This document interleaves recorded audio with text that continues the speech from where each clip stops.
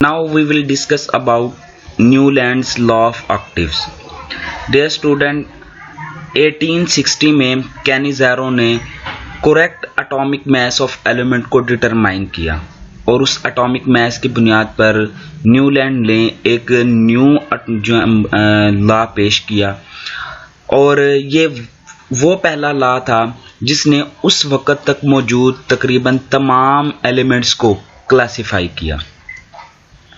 The first attempt to classify all the known elements was made by Newland in 1864. 1864 में ये उसने law पेश किया था और इसे उसने न्यूलैंड लॉ ऑफ ऑक्टिव्स का नाम दिया था क्योंकि उसका नाम न्यूलैंड्स था. उसके नेम पर इसका नाम है Newlands law of octaves. Octaves जो है ना, जो वर्ड वो ऑक्टेट से लिया गया है और ऑक्टेट का मतलब आपको पता है कि 8 होता है. इस लॉ के मुताबिक न्यूलैंड्स कहता है कि अगर हम एलिमेंट्स को एटॉमिक मास की बुनियाद पर अरेंज करते हैं तो हर 7वें एलिमेंट्स के बाद जो 8वां एलिमेंट्स होता है उसकी प्रॉपर्टीज पहले एलिमेंट जैसी होती हैं. तो चूंकि हर 8th एलिमेंट की प्रॉपर्टी रिपीट हो रही हैं, उसी वजह से इसको ऑक्टिव्स कहा जाता है. According to this law, a repetition in chemical properties of every 8 element if they were arranged by their atomic increasing atomic mass. अगर हम इनको increasing atomic mass की बुनियाद पर अरेंज करें तो हर 8वें एलिमेंट की प्रॉपर्टीज जो होंगी वो सेम होंगी, पहले एलिमेंट जैसी होंगी. और इसने इसको एलिमेंट्स को म्यूजिकल नोट्स पे अरेंज किया. म्यूजिकल नोट्स पे हमने पढ़ के म्यूजिकल नोट जो हैं वो 7 है. सा रे गा मा पा धा नी और नी के बाद फिर क्या आ जाता है, सा आ जाता है. तो जिस तरह म्यूजिकल नोट जो है वो हर 7 नोट के बाद पहला नोट यानी रिपीट होता है, इसी तरह उसने कहा कि जो एलिमेंट्स हैं वो भी हर 7वें एलिमेंट के बाद जो 8वां एलिमेंट्स आता है उसकी प्रॉपर्टीज जो होती हैं वो रिपीटेड होती हैं. तो यहाँ पे 3 जो है वो उसने 3 हमने ग्रुप बनाए हैं, 3 फैमिलीज उसने जो बनाई थी उसको एक्सप्लेन किया. तो फर्स्ट फैमिली में hydrogen, lithium, beryllium, boron, carbon, nitrogen, इस तरह ये फर्स्ट फैमिली में जैसे ऊपर से नीचे अगर हम देखें तो हाइड्रोजन और फ्लोरीन.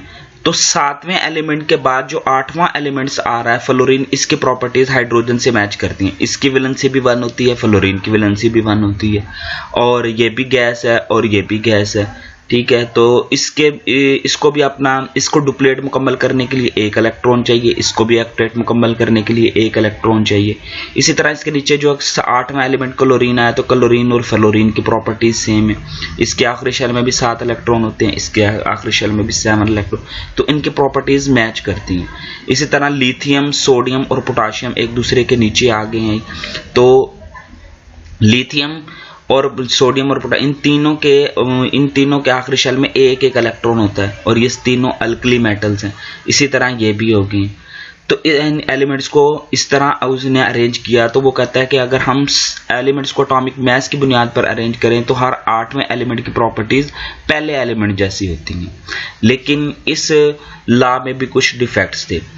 ये जो लॉ है वो लाइट एलिमेंट्स को तो डिस्क्राइब कर रहा था, लेकिन जो हैवियर एलिमेंट्स थे जैसा कि मैग्नीशियम, आयरन वगैरह, अब नाइट्रोजन, फास्फोरस के नीचे उसने मैंगनीज को रखा, जबकि मैंगनीज की प्रॉपर्टीज ना नाइट्रोजन से मैच करती हैं और ना ही फास्फोरस से मैच करती हैं. इसी तरह आयरन को उसने ऑक्सीजन और सल्फर के नीचे रखा, जबकि आयरन की प्रॉपर्टीज ना तो सल्फर से मैच करती हैं और ना ही ऑक्सीजन से मैच करती हैं. तो ये लाइटर एलिमेंट्स को तो एक्सप्लेन कर रहा था, लेकिन जो हैवियर एलिमेंट्स थे जैसे क्रोमियम, टाइटेनियम, मैंगनीज और आयरन वगैरह, ऐसे एलिमेंट को ये एक्सप्लेन नहीं कर पा रहा था. इनकी करेक्ट अरेंज जो पोजीशन इस टेबल में नहीं बनाई गई. दूसरा ये था कि अब इस टेबल के अंदर ऐसी कोई स्पेस नहीं है जिसमें हम न्यू डिस्कवर होने वाले एलिमेंट्स को रख सकें. यानी अननोन एलिमेंट्स के लिए इस टेबल के अंदर, इसके लॉ के अंदर कोई स्पेस नहीं थी. ये था Newlands law of octaves. I hope you have understand this law.